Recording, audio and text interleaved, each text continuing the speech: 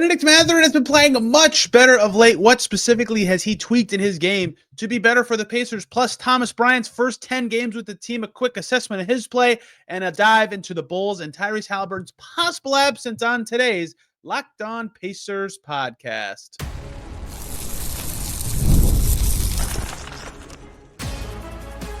You are Locked On Pacers, your daily Indiana Pacers podcast, part of the Locked On Podcast Network, your team every day.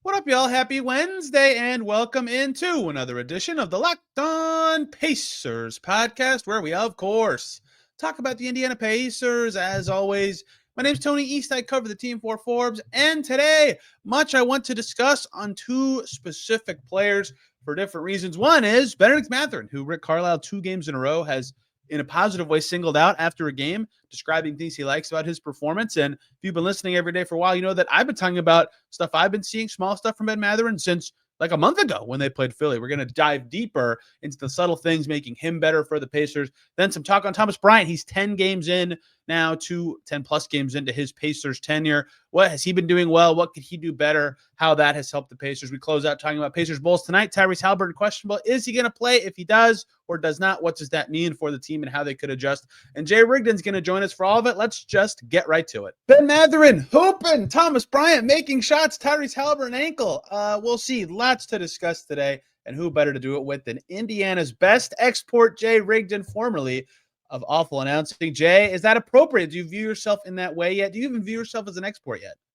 I don't. I think technically I still have a place in Fort Wayne. So I've kind of just been doing a lot of my winter here in New Orleans, though, where my girlfriend lives. And that's been, I think, a net win. Although this week it's been like, I don't know, the wind chill was like in the 20s here yesterday. And what I found out is that it turns out in the South, they don't exactly insulate houses for wind chills in the 20s. And so it actually feels much colder here than it would have been at home, where we actually, have insulation and things of that nature. But let me be clear. I'm all for people being cold and upset about being cold. Mm-hmm. People in Indiana are not giving you sympathy this specific week because we got a ton of snow. No. To be clear, still better. I just find it fascinating. Like, I'm fine too. Like, I thrive in the winter. I'm much more of a winter than summer guy, so I'm fine here this way. But whenever I'm here and I see, it drops down to like the 60s and people here start throwing on their coats and everything, it's like, all right, I get it. You're not used to it. I don't know what they're doing this week. It'd be tough. But yeah, no, it's definitely no sympathy. Don't expect it. Don't want it. I would never ask for it, for sure. I like the beginning and end of winter. After Christmas, I say no more snow. I've had enough of this. 8 inches at my house. I am not happy. But you know who is happy? Rick Carlisle. And he is specifically happy with Ben Mathurin and the way he's been playing for a while now. I'm going to arbitrarily set the cutoff for what I'm about to discuss, only because when I started talking about Ben Mathurin in a certain way was after they played Philadelphia. It was the game that got scheduled as a result of their in-season or NBA Cup results. And that game, they played Philadelphia, and he guarded Paul George and did pretty well there. And he had 13 points, and he had 7 rebounds, and he had 4 assists, and was plus 21. I believe that was a team high at the time. And he did everything well except for make shots. And I was like, dang, that's usually not a good thing for Ben Mathurin. It was in this game. And then since then, he's had a ton of games like that where he has 6 or 8 or something rebounds and he can get to 4 assists and his turnovers are 0 sometimes. And now more recently, he's actually having some games knocking down the shots. I think there's a lot of stuff you could generically say has air quotes changed for him. And I'll run through some more numbers in a minute. But Carlisle, 2 games in a row now, has specifically pointed out, I think Ben Mathurin played very well in this game, doing stuff that is not typical of what makes a good game for Ben Mathurin. What have you seen from him that has kind of changed what has made him play so well for this team? Yeah, and I think the stuff from Carlisle has felt very intentional by Rick to make sure to get that point out there. Because I think what Mathurin is doing is kind of, I don't want to say he's like pushing down his natural instincts. I think he's just kind of evolving. Like, I think like he's everything is faster. Everything is faster when he gets the ball. He's just, even if it's not the right decision, then he's making quick decisions. He is also more willing to take catch and shoot threes, I feel like, in this little stretch too. I think I've noticed that a little more often, which is a nice change from the start of the year when the entire Pacers team seemed like they maybe had totally forgotten what they were doing at any point. And they were passing out of looks. They were doing everything wrong pretty much for a long stretch. So I think that's been the main thing. I think it's just making decisions faster, even, and being willing to like try things. Like he's he had an attempted lob that didn't quite go well at the top and transition and stuff like that. And he would never have made those passes before. And I feel like even just the willingness to do it is making people respect different things from him. And that's like kind of like opening things up in a lot of ways. I totally agree with that. I think he's just better at like going from one thing to the next, if that makes sense. I think Caitlin Cooper was all over this for forever, that in the past, he was quite good when a play was called where he identified, I can get a shot in this play if this or that happens. And then if those things happen, he would do a good job of reading that specific play and that specific instance to score. Whereas this year, he's still good at that. But I feel like a lot more of his success has come out of just like he is reacting to what has happened on any play or any situation and turned that into a successful play, whether that's, Tyrese Haliburton's being double covered at the top. So the big man with the ball is going to turn around and face me. I should go for this handoff, or I should back cut right now, or I should go set a screen right now. And I agree with you that it feels wrong and like almost insulting to him as a player to call them his natural instincts and say he's not doing that. But to the extent of what he's good at and what has worked for him as a player his whole life basically is different than what he is asked to do, especially in this starting five that's just totally humming, right? They've been awesome. And that's a big part of the team level numbers that we'll get to in a second. But I think that's been a big part of it is, for the perfect term, I think would be to use the Greg Popovicism of the 0.5 rule, right? He catches and he does something. It's not always. I still think he turns and looks sometimes too early in the clock. Like if there's 8 or less, I get why he does that. But way more often it's catch, I'm open, I'm shooting. Catch, there's space in front of me, I'm taking it. Catch, here you go, big man, I'm going to go set a screen, or you're going to pitch it right back to me. And he had a habit early in the season of when he would dribble around screens, he would like to pop back. Like he wouldn't go around it and go to the rim when he had the ball. I felt like he popped back a lot because he wanted to assess what that screen did for him. Now he goes around it to the rim. Just all sorts of little things that add up to a big thing. And you can tell that whatever Carlisle has said or whatever someone got through to him has really made him effective because there's so many games to look up. And I say, wow, if you don't notice Ben Mathurin, sometimes that's a really good thing because that means he did a lot of that blend in stuff. And I feel like in a good way, that's happened a lot recently. Yeah, I agree with that. I think Nembhard coming back helps him a lot as well. I think it helps everyone, first of all. Clearly, it's helped the entire team. But I think it frees him up in a way on offense where, when he's playing with Ben Shepherd and when he was also playing with Haliburton, when Haliburton was kind of limited for whatever reason he was at different times, that changes his role completely. And I think that has helped. I think it's helped him on the defensive end. I think it changes his assignment there. I think it's been beneficial to him on that side of the floor. And I also think the other thing is I feel like his athleticism has popped more with rebounding as well. I think I've noticed that a lot in this run. And I think the numbers kind of bear that out. His rebounding percentage is up, his defensive rebounding especially is up. And I think that passes the eye test too. I think it's both an effort, and I think he's really flashed in different ways there that has been really helpful to both his numbers and how he's playing, and also the team success overall. I 100% agree. The team success part is really fascinating. This is what I dove into before you hopped on.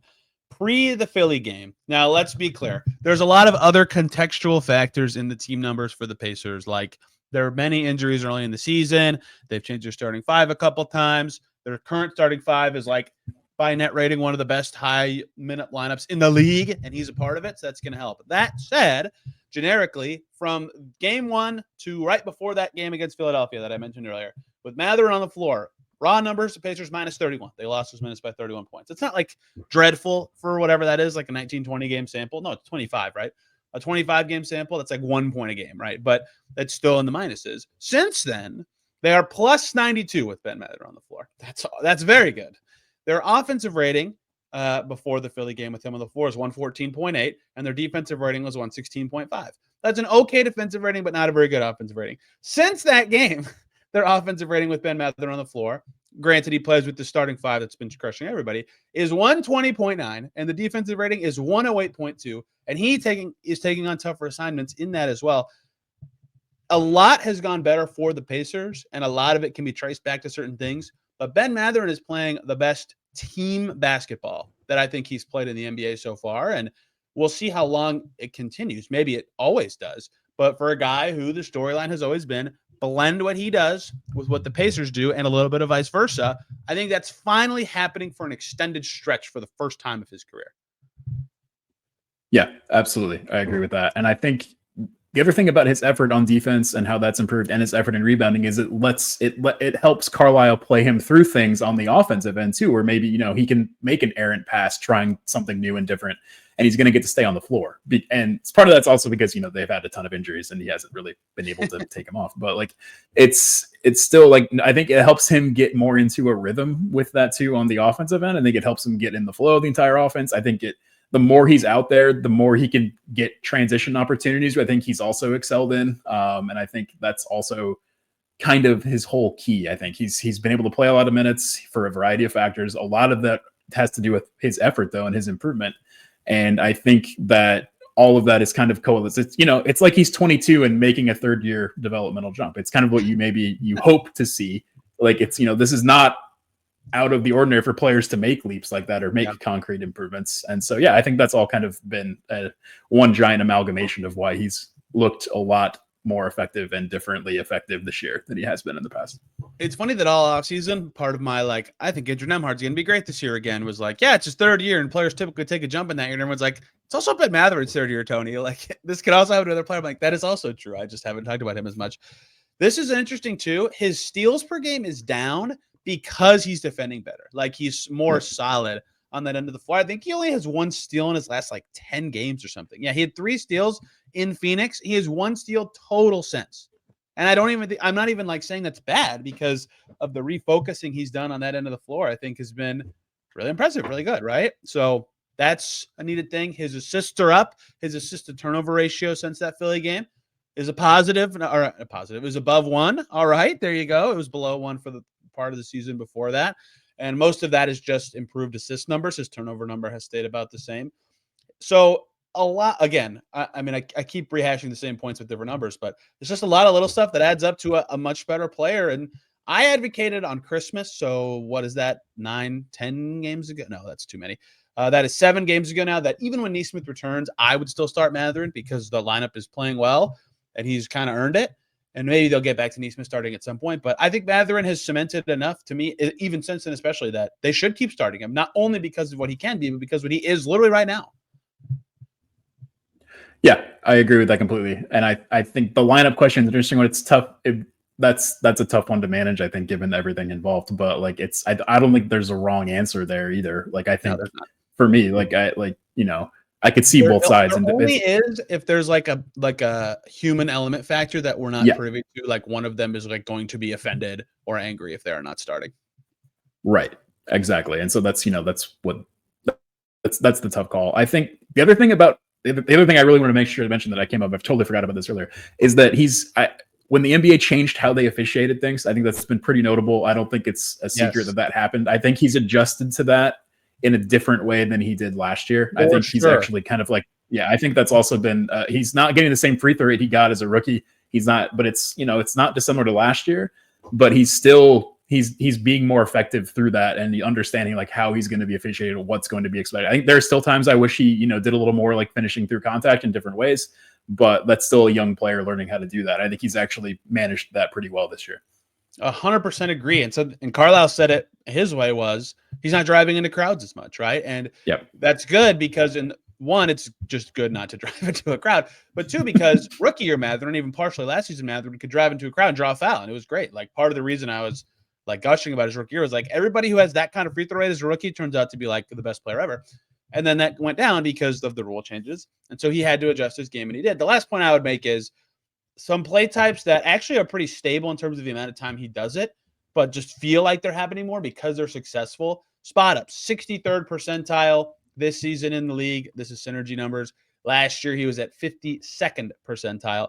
Off screens, shots off screens, 27th percentile last year, 92nd this year, right? So off ball plays where, again, last year and even early this year, where it felt like he had to assess, he's just making right reads and finishing plays. So this version of Ben Mathurin is step 2, I would say. Step 1 was, okay, we know what he is now. He's very good. Step 2 is this, and step 3 is the final package of those 2 players. But they're firmly into step 2 now, maybe step 2.5. Yeah, I agree. I think just the willingness to take the open catch and shoot 3 instead of trying to hold and drive or try to drive everything paradoxically, it makes the defense kind of respect the shot more, which actually frees up the driving ability because they're closing out harder. And so in the end, it's all been kind of a snowball effect in good ways. But then that stuff he's really good at, all of a sudden they're in a against Brooklyn, and then he scores 9 points in a row and gets through a bunch, and hey, look, everything's fine. Hey guys, quick break here so we can talk about the great people at Ultimate College Basketball. I want to take a moment to introduce you to a brand new mobile game. Everybody's getting excited about Ultimate College Basketball HC. If you've ever dreamed of being a college basketball head coach, this is your chance to step into those shoes. In Ultimate College Basketball HC, you control every detail of your program, from recruiting players to hiring coaching staffs, overseeing training camps, handling NIL deals, even managing scholarships. It's all in your hands. And when it comes to game time, you get to drop offensive plays and sets for your strategy.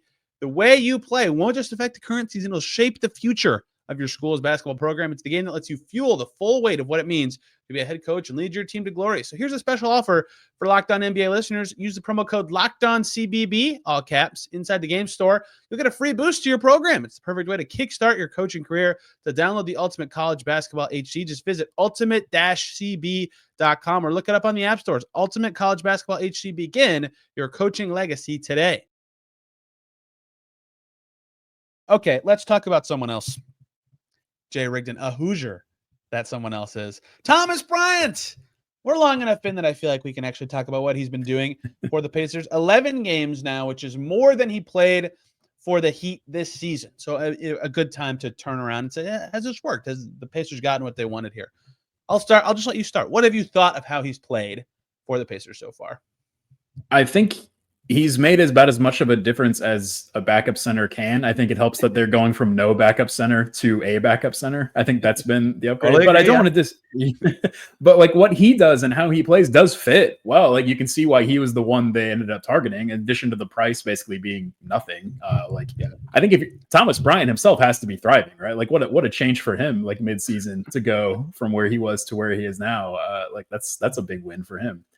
I think his energy fits. I think his ability to kind of shoot fits in a way. Like you're already seeing, I don't know, like he's kind of filling the same. He's not the same player, but like kind of filling the same spaces that Jalen Smith did in the offense last year. I feel like with like this kind of like pick and pop at the top of the key threes, and so I think he's, and his effort's always there too. Like that's one thing I don't think you can ever question about Brian. I think sometimes it's not the most efficiently channeled effort, but it's always effort. And I think that's something that's important. And so, yeah, and I think it's all been, it's hard to look at it as a downside at this point, right? Like I'm sure he's not been perfect, but he's been, I don't think it's a coincidence that it kind of like moved the rotation into a more sensible pattern as well. And I think that's also been part of how they've taken off here recently. Yeah, having someone at a role that you previously had no one at the role, like that alone, like he's being compared to nothing. I think that's, and Toppin was fine. But Toppin, like I put this in a story, Toppin at backup 5 is fine. Like the Pacers having that option and knowing now that they do probably does influence how they think about backup center going forward, like in terms of how much depth they need. But there were a lot of games where it's like very obvious they would rather have a tall person or just like a fight down low kind of guy. And that's no disrespect to Toppin. He's very good. That's just not what they need all the time. And now you see that with Thomas Bryant, who's played all the time and played pretty well. What a backup 5 actually does and allows them to do when they couldn't get that from Moses Brown for skill reasons or Enrique Freeman for size reasons. A lot of the time, Thomas Bryant has been a better answer. So first and foremost, you mentioned that they've been good since they got him, and that's true. He is going to hurt someone with the way he celebrates on the bench, man. He is so zany and flailing and punches in the air and flying around. And that's great. Like that's really good for a team that already has pretty good bench vibes. Like you can see them recreate their team shots or get all psyched after highlight plays. Like that's great. But it is something else to see how he reacts to plays on the bench.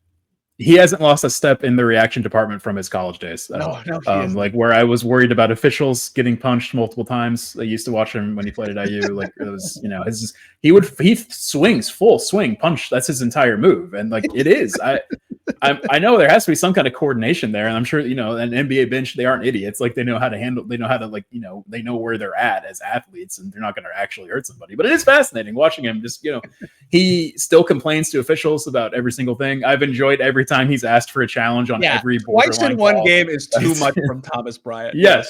We're not going to burn the challenge on you getting a foul time. You're out there to give your fouls, if anything, right? Like it's the second quarter. You're in there. We're not using the challenge.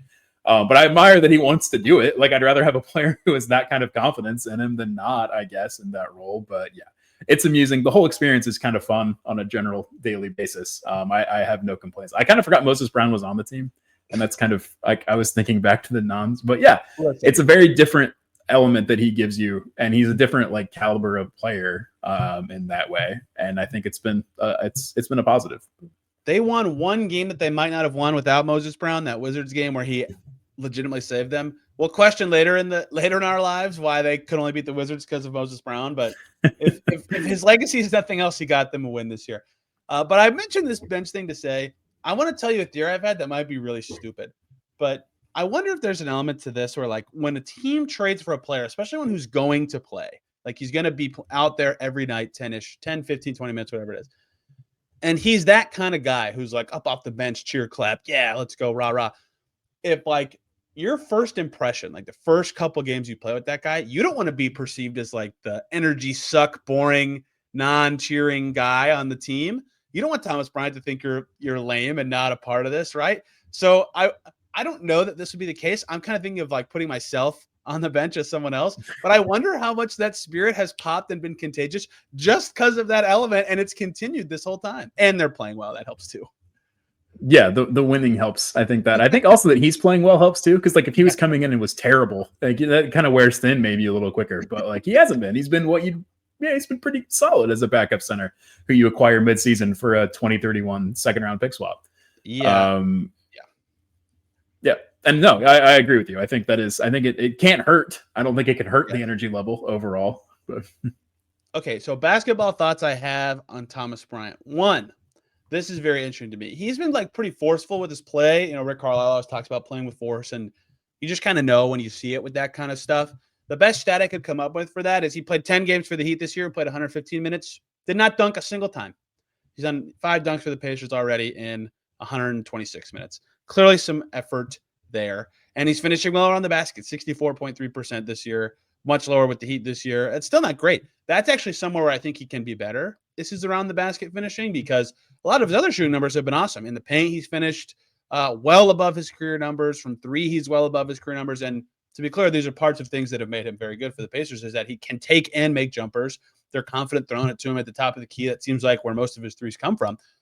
But he hasn't finished as well as around the rim as his past suggests. And a lot of those are him scooping up an offensive rebound and putting it back up. So in some ways, I think he's done exactly what they hoped, right? A lot of his career numbers have helped or have translated here. Doesn't turn it over very much. Blocks a couple shots, 2 or 3 every 2 games.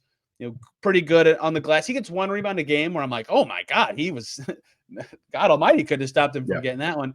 But there's also some stuff where I'm like, man, like, I don't think he's going to shoot 38% from 3 all season, but he can make up for that at the rim. So I think we've seen about what he's going to be the rest of the year, plus or minus a few ticks of shooting in a couple spots. But given what we saw, how much they missed, this kind of player, kind of exactly what they need. It's been really interesting just to see how much a guy being able to fill a role just by existing at a certain height has helped them. Yeah, absolutely. And it also it's also good Myles insurance. Like you can't just have one center on the team because then at that point, then you're really in trouble if you have any run of time. Like if Myles sprains an ankle for 3 games, those are tough games to win without him and without any kind of size at all. And so I think that's been good insurance. And yeah, I agree. I don't know that he fits what they needed. And I think I don't think any team can really like fully overcome losing 2 backup players at one position to season-long injuries in the first week of the season. Like that's a tough hand to be dealt if you're an executive, given the constraints to fill the roster and how the Pacers roster was set up. And I think they've done, I think Bryant has come in and made sense. And I think that's, he fits. He seems like he fits with what they're trying to do. And I think that's as much as you can hope for. Myles Turner was at 30.5 minutes per game through Isaiah Jackson's injury, and that includes a game that Jackson missed and then 5 games that James Wiseman missed. Then from the time Jackson got hurt to Bryant coming, 32 minutes a game for a center that they like to have under 30. That was by far the most he's played minutes-wise in his career. Now back down to 30.5 since they got Thomas Bryant. And I'd imagine they would like to get that down a little lower. They've said a couple games, 27, 24, 22, 27, and they're playing very well and they need all the wins they can get. So I get trying to string it out. But I think if they get a little cushion, they would like to have a couple top of the 5 minutes, couple Bryant minutes, and have Myles Turner settle in at 28. But they're allowed to do that because Thomas Bryant's good enough to stay on the floor every single night. I've been impressed. One more break here, guys, so we can talk about Game Time. I love going to live events. I'm sure many of you do too, whether it's sports, music, theater, or comedy. And one of the best memories for many is a live event of some kind, sports, a concert. The energy, excitement can be unforgettable, and Game Time has made it even easier to get tickets for your favorite events with their new feature, Game Time Picks. This feature filters out the fluff to only show you incredible deals on great seats. You don't have to waste time searching through thousands of tickets. Recently, you could be popping on there, looking up Pacers Bulls, Pacers Warriors, using the Game Time app. You can find amazing deals. You can see your seat view before you buy. They have super deals offering great seats at unbeatable prices. Plus, the app's all-in pricing shows the total cost up front with no surprise fees at checkout. Take the guesswork out of buying tickets with Game Time. Download the Game Time app, create an account, use the code LOCKEDONNBA for $20 off your first purchase. Terms apply. Again, create an account and redeem the code LOCKEDONNBA for $20 off. Download Game Time today. What time is it? Game Time. Jay, Tyrese Haliburton left Pacers Nets just before halftime, trotting off a little before, ankle thing going on. And then we thought nothing of it because he came out and played in the second half, played a very nice game, led them in scoring. As the adage says, this is not really an adage, but whatever. Everybody says, we'll see how the ankle responds. And people say in sports, oh, they're swelling the next day. We'll see where that goes. Well, here we are. Tyrese Haliburton is questionable for Pacers Bulls tonight. If he can't play, he's had games he couldn't or didn't play this season. Actually, no, he has played every game this season. Yep. Well, we've seen the Pacers in the past, what they've done without him. But does anything to you about their dynamic this season as a team suggest that they should do something different if he can't play than in the past? Would you just hammer in Andrew Nembhard as the starting one, TJ as the backup, and maybe start Ben Shepherd or something? How would you handle this if he can't go for the first time this year? Yeah, I think you probably lean kind of on the Eastern Conference Finals blueprint of last year and to see how that works. I think it worked well enough against Boston last year that and he hasn't missed a game this year, which has actually been impressive for Haliburton. I know when I saw him limp off immediately, I think every probably fan immediately was very terrified that it was another hamstring issue, which is what I was. And then I saw him come back out and I was like, oh, all right, well, it's not at least. And not just a hamstring injury in early January, the exact time of the season it was both of the last two seasons. Yes. And instead of was just an ankle injury in early January, like it was a couple years ago, I think. But it's it's still not great. No, but I think, and credit to Haliburton too for playing. He's shown up and been there. He's one of and so I was impressed by that. I think if it is close, I think you probably should sit him. His health is too important, and so if he's feeling anything, you don't want him overcompensating and then hurting something else or hurting his back or doing anything like that, which can happen. I am not a medical doctor, to be clear. I don't know why I'm talking like I am. But I'm pretending that I'm a sports medicine expert, which is something I could do on Twitter for money, probably, as many people do. But it's I think you roll with that lineup. I think you roll with Nembhard. I think you either start Shepherd or Jarris, depending on how you're feeling about the matchup. Maybe I think Shepherd probably makes sense. Because that's what they went with last year. But I think that, maybe you want to bring Shepherd up. It depends on how Carlisle wants to set it up with that. But I think you do. I think you go Nembhard at the one. I think you go TJ as the backup point guard. And I think you try to, make it work as much as you can in that sense. But I kind of expect that's what'll happen tonight too. I can't imagine if it's close, but Haliburton also wants to play. He doesn't ever try to take games off, I feel like. So if he can play, he'll play. But I would hope they lean on the side of precaution on the medical side. So I don't remember exactly when it was or what injury it was, but I was talking about a questionable player in the injury report earlier this season on this podcast. And I said, their record stinks. They have to play this guy. Even if it's risky, they need the wins more.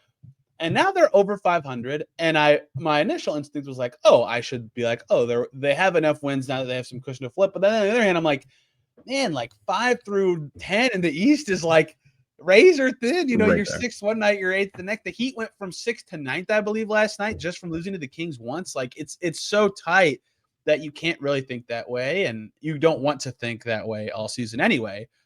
The Bulls are their opponent. They're okay. The Pacers already beat them. They're better than people think, but they're not actually that great. And I think they probably should want him to play, obviously, get some more cushion, get 2 games over 500 for the first time this season. But I don't know if they would be the favorites, but they can beat the Bulls without him. Anyway, I was just spitballing in my head about can they err on the side of caution finally? Have they played well enough to do that, or do they need a couple more weeks of this level of play? I think it would be, like you said, Eastern Conference Finals plan, Nembhard 1, Shepherd 2. I wondered if, does Mathurin being the guy instead of Nesmith change that at all? But if anything, that makes me more interested in Shepherd being the fifth guy because they need the shooting element he could provide more so than someone like Jarris. But Jarris should be heavily featured if that's the situation they find themselves in, because he's playing well. And his minutes have been down these last couple games, but he's playing very well. But yeah, I think it'd be Shepherd and then 4-man bench rotation. And they don't need to rely on their 2-way guys. And you know how I know that? Because they played for the Maddox today. Does anything else stand out to you about the Bulls? Because yes, the Pacers beat them. It also required an absurdly good 18 for 29 shooting game. That's great that it happened. It also should not be something you should ever look back on and go, we can do that again. No problem. So the Bulls don't suck. That is my interpretation of the Bulls. Yeah, no, they don't. I think the Zach LaVine resurgence of sorts is interesting. Like, I'm really curious to see how, he has been very good. And that's kind of why I wondered if maybe they would lean Jarris a little bit in the starting lineup just to try to get a little more length. And mostly it's also a great opportunity, but I'm sure it's a great opportunity for Shepherd and Jarris and Mathurin and anyone who's playing to take cracks on defense against someone like that, like a true scoring long wing type who can get shots from pretty much anywhere. The Bulls are interesting. I don't know. I can't figure them out at all from an organizational standpoint. Either. They seem fine. It's working better this year. Record. That's what's so confusing to me.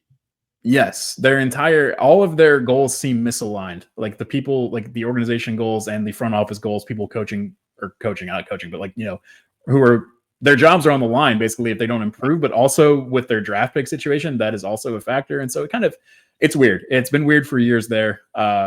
I'm glad DeMar is no longer a Bull. He tortured the Pacers as a Bull, so I'm glad he is gone. It was weird when the Pacers played the Kings. It was weird going stretches without DeMar DeRozan doing much of anything. It seemed like I kind of forgot he was out there, and that's a change from last year when I felt like I felt every single one of DeMar DeRozan's possessions as a Pacers fan. I felt like they couldn't stop him in the end at any given time. I felt like every shot he was taking in the last 3 minutes of any game was going in. So yeah, I don't know. It'll be interesting. They're a weird team. I don't really know how, I feel like they can show up in many different ways. They have a couple talented players. They can go off on any given night. They could also be terrible. That's the Chicago Bulls to me, and it has been for a while now. They just played very well and beat the Spurs. They're 6-4 in their last 10 games. That's better than the Celtics in the Celtics last 10 games. The Bulls are playing okay this year. At some point, they won't want to play okay, but they're only a game and a half behind the Pacers in the standings. It's not an easy game. Yep.